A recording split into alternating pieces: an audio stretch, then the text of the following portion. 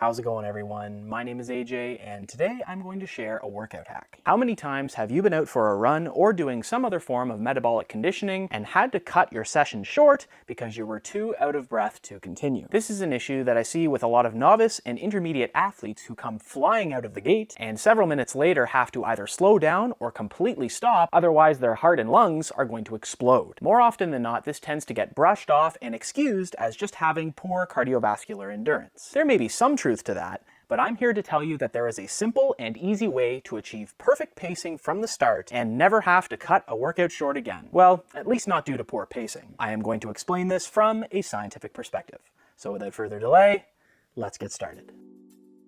The secret to achieving perfect pacing from the start and being able to maintain it as long as you need all revolves around nose breathing, which is simply the act of breathing while keeping your mouth completely shut. Believe it or not, our noses have evolved over time to help us maximize efficiency while breathing. It facilitates this a number of different ways, including its ability to filter out dust, allergens, and other crap from getting into your lungs, humidify inhaled air, which makes it easier for your body to process and use oxygen, and produce nitric oxide via the nasal cavity. This chemical keeps your blood vessels open wider to allow for more oxygen to circulate within the body. These, along with a myriad of other benefits, give nose breathing a clear edge when it comes to improving athletic performance. Now, you may be watching this and thinking to yourself, AJ, whenever I try to breathe through my nose, especially if I'm exercising, I feel short of breath instantly.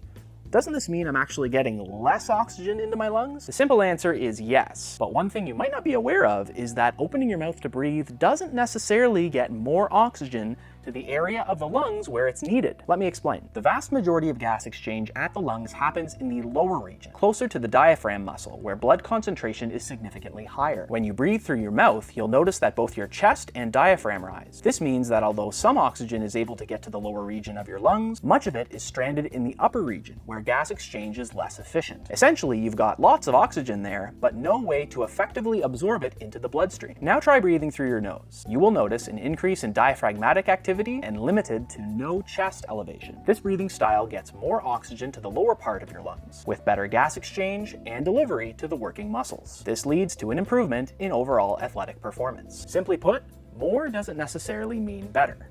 At least not in this case. Now, what if you're like me, who has a chronically stuffy honker, which makes nose breathing really difficult? Let me show you a quick and easy technique to open up your airway and make nose breathing way easier.